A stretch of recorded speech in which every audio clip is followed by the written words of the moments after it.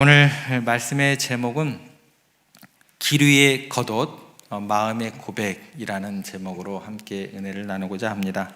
오늘 우리가 잘 알듯이 종료주일입니다. 예수님께서 나귀를 타시고 예루살렘으로 입성하시는 그날, 수많은 사람들이 종려나무 가지를 흔들면서 자신들의 겉옷을 벗어 길에 깔며 호산나를 외쳤던 날입니다. 얼마나 뜨겁고 감격적인 순간이었을까라는 생각을 한번 해보게 됩니다. 그러면서 동시에 왜 이들은 그렇게 열렬히 예수님을 환영했을까라는 질문으로 또 이어지게 되는 것 같습니다. 과연 이 사람들은 왜 그랬을까? 예수님의 능력이나 기적을 보고 단지 흥분해서였을까?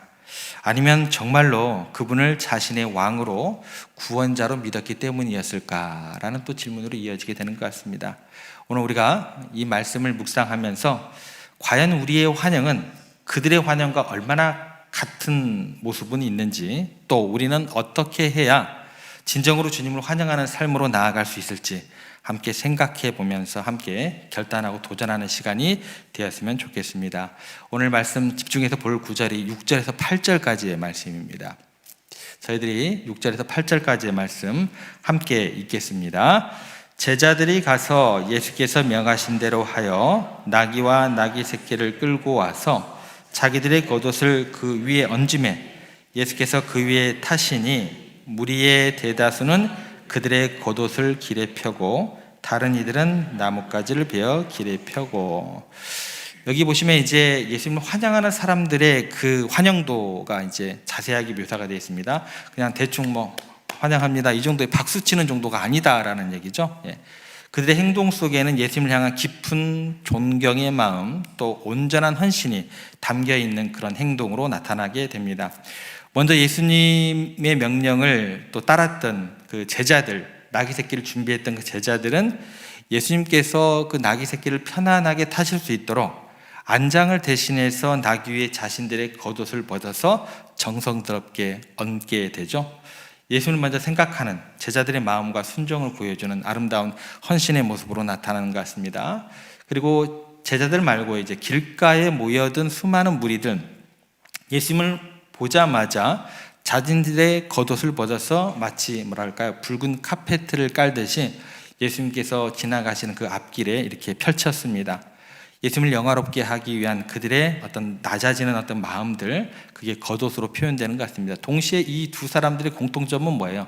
겉옷을 다 벗어서 안장에 올리고 또 길에 폈다. 이게 이제 공통점으로 이제 등장하게 됩니다. 그렇다면 지금 무리들과 제자들의 복장은 어떤 상태일까라는 이제 생각을 한번 해보셔야 됩니다. 겉옷을 벗었어요. 저희들은 겉옷을 벗으면 속옷이 바로 나오지 않고 와이셔츠가 나오든지 티가 나오겠죠. 근데 이 사람들은 그렇지가 않습니다. 겉옷을 벗는 순간 뭐가 나올까요? 속옷이 나옵니다. 더위가 이렇게 많은 지역은 많은 옷을 입지 않죠. 그 더운 지역에서 옷이라는 게 겉옷, 속옷 두 가지죠. 그런데 겉옷을 벗으면 이제 몸이 드러나는 그런 몸으로 속옷만 입고 길가에 쫙 서서 뭐 하는 거예요? 예수님을 환영하는 거죠. 그것도 박수를 천천히 소극적으로 치는 거 가지고 열렬히 호산나 옷 벗고 상상하시기 바랍니다. 상상을 하셔야 돼요. 다윗이 어떻게 돼요? 언약궤가 들어오는 거 보고 춤췄잖아요. 옷이 벗어지는지도 모르고 춤췄죠. 상상을 하시기 바랍니다. 어떻게 열렬히 환영을 했는가? 이들이 어떻게 열렬히 호산나 외쳤는가? 대충 소극적으로 이렇게 하지 않았다라는 거 꼭 기억하시기 바랍니다. 예수님을 환영하면서 박수치고 호산나 우리를 구원해달라고 외치고 있는 거예요. 그러니까 자신의 몸을 가리는 겉옷을 벗는다라는 것은 뭐냐면 체면 따위 필요치 않다라는 거예요. 그죠? 자신의 연약함 따위 필요 없다라는 거예요. 감추고 싶은 부분 필요 없다라는 겁니다. 다 그걸 드러내는 것과 마찬가지다라는 거예요. 하지만 그들은 그러한 수치스러움과 불편함조차 감수하면서 예수님을 열렬히 환영했다라는 거. 이 정도는 나와야지 호산나가 좀 그 말발굽 소리, 군인들의 어떤 그 행진 소리, 그거를 뛰어넘지 않을까요? 여러분들이 찬양하는 그 찬양의 자세, 예배의 자세가 세상 사람들보다 못하면 우리 하나님이 영광을 받으실까요? 어떻게 생각하세요? 그렇죠. 여기서 최소한 앞에서 찬양 인도를 하시는 그 준비하는 그런 마음보다도 여러분들은 더욱더 준비하는 시간이 적었기 때문에 더 뜨겁게 같이 동참하셔야 돼요. 그렇게 하시는 거예요. 하지만 이들은 어떻게 돼요? 그런 부족함들, 또 연약함들, 가리고 싶은 것들, 자신의 체면들, 모든 건 내려놓고 오직 예수님께만 집중했다라는 겁니다. 사람들에게 있어서 겉옷이라는 것은요, 단순한 옷 한 벌 이상의 깊은 의미가 따라오는 거예요. 그것은 삶의 문화 속에서 중요한 역할을 하는 게 옷입니다. 사실 여러분, 겉옷이라는 것은 사회적인 품위를 유지하는 데 굉장히 중요한 역할을 합니다. 아무렇게나 옷을 입고 어디 행사를 가지는 않는 우리들의 모습이다라는 거예요. 겉옷을 어떤 것을 입나에 따라서 그 사람에 대한 평가가 달라지게 됩니다. 예를 들어서 제가 이제 예배 중에 2부 예배 때는 가운을 입습니다. 가운을 왜 입을까요? 가운을 안 입으면 제가 목사같이 안 보이기 때문에 그렇죠? 제가 양복을 입으면 그래도 뭐예요? 그냥 좀 목사 같죠, 그죠? 근데 제가 만약에 어디 등산을 간다든지 어디 운동을 하러 갈 때 만약에 청바지를 입는다든지 체육복을 입으면 쟤는 청년 같잖아요. 아니, 이거는 웃는 정도가 아닌데 비웃으시는 건데 이거. 제가 그랬다는 거 아니고 이제 이전에 지나왔던 교회 성도님들이 그러시더라고요. 목사님 청년 같다고. 저는 믿습니다. 아멘으로 저는 항상 받아요. 목사님 청년 같다고, 그죠? 그런데 여러분 보세요. 뭐를 입느냐에 따라서 사람들의 어떤 그 바라보는 시선도 틀려지고 대하는 어떤 그런 것도 틀려져요. 내가 그 옷을 입으면 내 품격도 달라지는 것 같아요. 그래서 우리는 살아가면서 사회적인 품위를 유지하기 위해서 굉장히 많은 노력을 기울입니다. 어떤 옷을 입는지, 또 어떤 직업을 가졌는지, 또 내가 얼마나 많은 재산을 가지고 있는지, 또 내가 어떤 사람을 알고 있는지, 그런 인간 관계를 맺고 있는지에 따라서 사람들의 평가가 수시로 달라지기 때문에 그래요. 심지어 이게 교회 안에서도 마찬가지입니다. 교회 안에서도 우리는 무의식적으로, 여러분들 의식한다는 얘기 아니에요. 무의식적으로 우리는 세상적인 기준에 얽매이기 쉽다라는 거예요. 내가 의식하지 않을 때 그렇게 되는 거예요. 다른 사람에게 그래서 좋은 모습을 보여주기를 원하고 내 약점, 부족함 어떻게든지 감추려고 애를 쓰게 된다라는 거예요. 하지만 이게요, 주님 앞에 나아갈 때 우리는 이런 사회적인 품이라는 겉옷을 벗으셔야 돼요. 우리가 입고 있는 옷이나 또 가지고 있는 것으로 하나님께 우리가 더 인정을 받겠거니, 더 사랑을 받겠거니, 이런 얘기는 성경 어디를 찾아보셔도 없습니다. 그러니까 하나님은 우리의 마음의 중심, 여러분들의 진실한 내면을 바라보고 계신다. 기억하시기 바랍니다. 겉모습이 아니라 진정한 우리들의 모습으로 주님 앞에 나아가는 것, 그래서 그 무엇보다도 중요하다라는 거예요. 특별히 오늘 본문에 나오는 사람들은 어떤 사람들일까요? 동쪽으로 들어가시죠, 예수님께서. 그러니까 동쪽으로 들어가시니까 이 사람들은 어떤 사람들이에요? 서쪽에 사는 사람들이 아니죠. 막 돈도 있고 막 명예도 있고 사회적 지위가 높은 사람들이 아니에요, 그죠? 동쪽으로 들어가신다라는 것은 가난한 지역에 있는 사람들과 그들을 향해서 가신다라고 그랬죠. 그러니까 이 사람들은 가난한 사람들이에요. 그러니까 있어서 그들에게 있어서 겉옷이라는 것은 낮에 햇볕을 가려주고 밤에는 차가운 기온으로 몸을 베어주는 정말 없어서는 안 될 필수품이에요. 집이 그럴듯해요. 기울어 가는 집일 것이고, 그렇죠? 필수품입니다. 얇은 옷 한 벌이 전부일 수도 있다라는 거예요. 겉옷은 곧 그들의 집이 될 수도 있고 그들의 이불이 될 수도 있는 거예요. 소중한 재산입니다. 겉옷이 없다면 밤의 추위를 견디기 어려웠을 것입니다.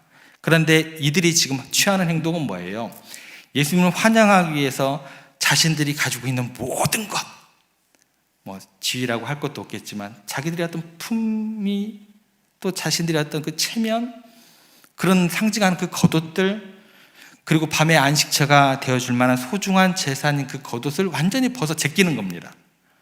단순히 옷 한 벌을 벗는 것을 넘어서는 이야기가 되는 거예요. 이 순간 자신들의 삶의 중요한 부분을 주님을 위해서 기꺼이 헌신하고 포기하겠다는 그 헌신과 사랑의 표현이 되는 거예요.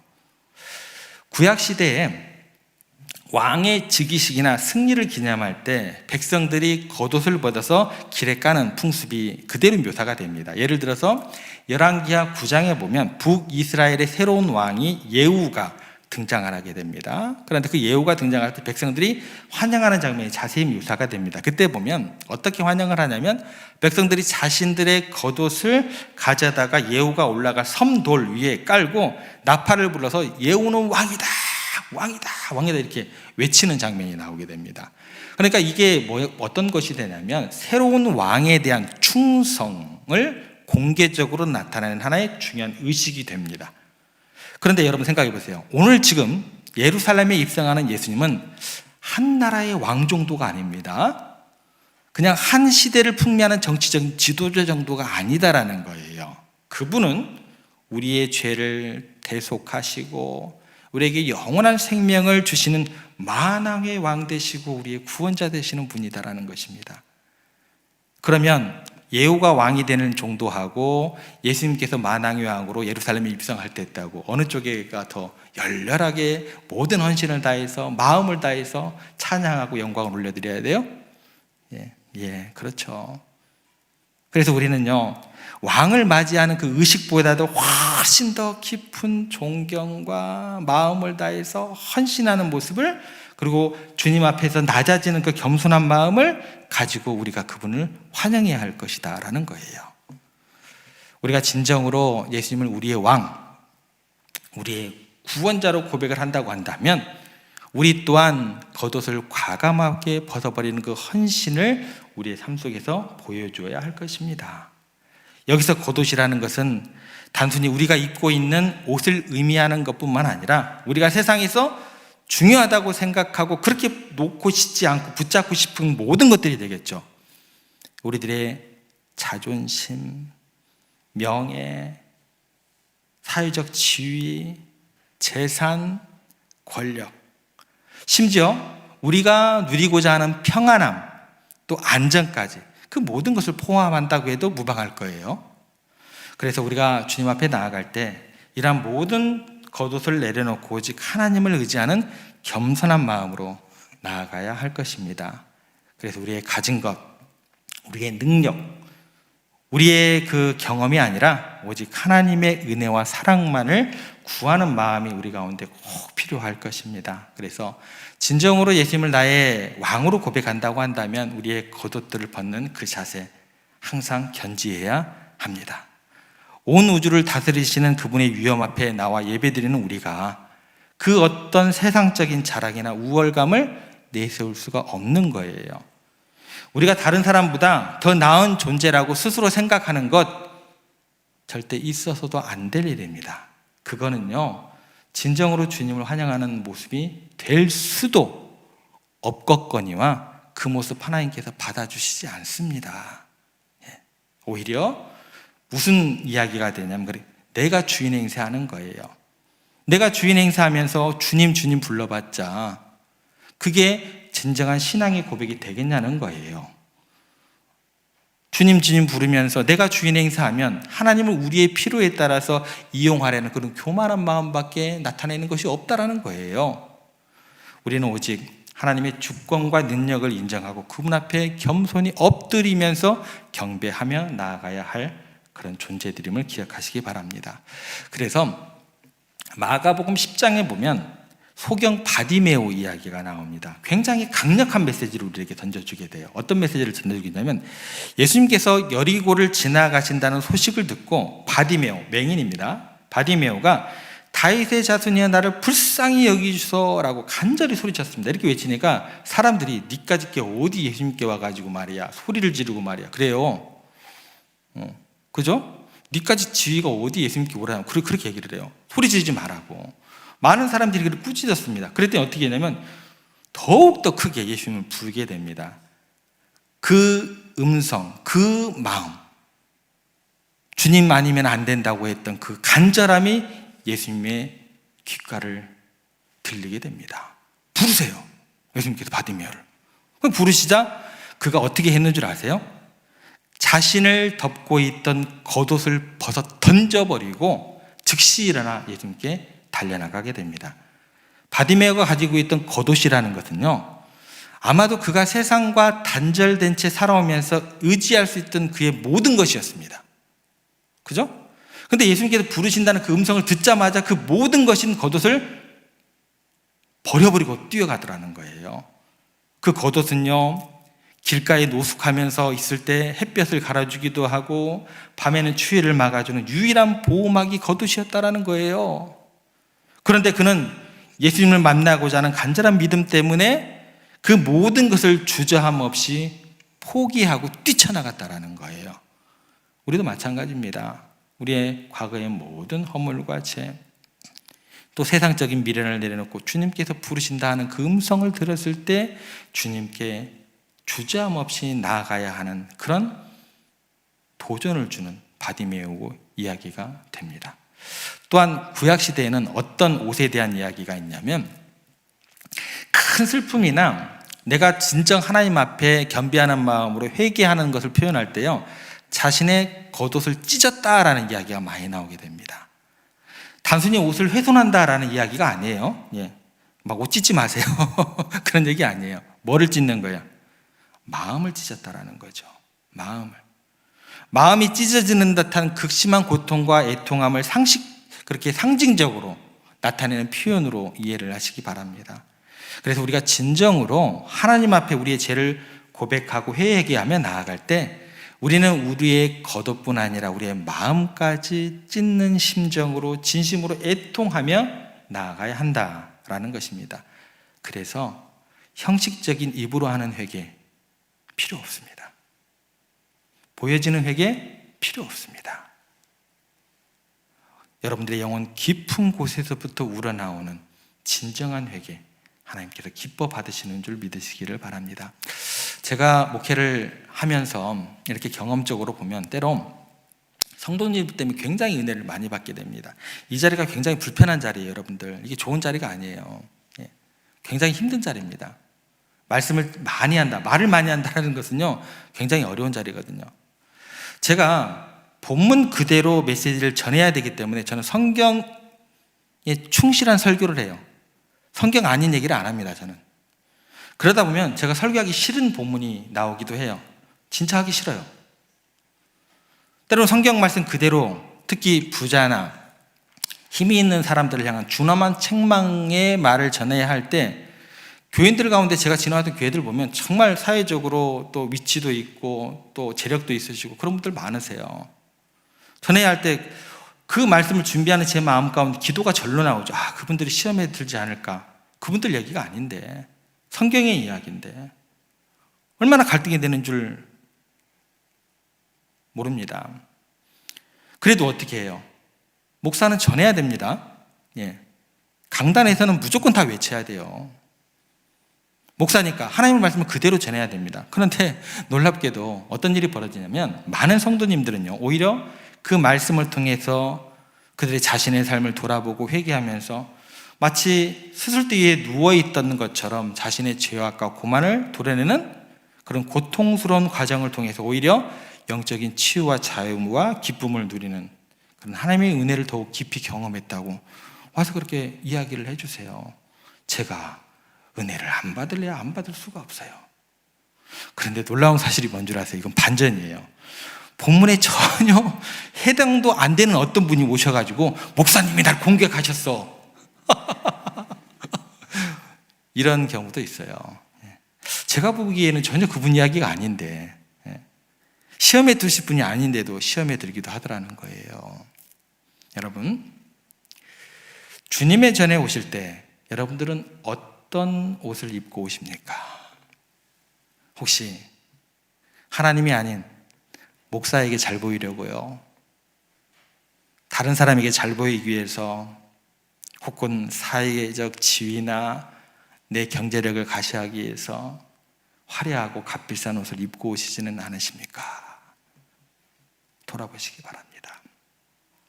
아니면 내 자신의 연약함이나 부족함을 감추기 위해서 가면 같은 것을 쓰고 오시지는 않으십니까?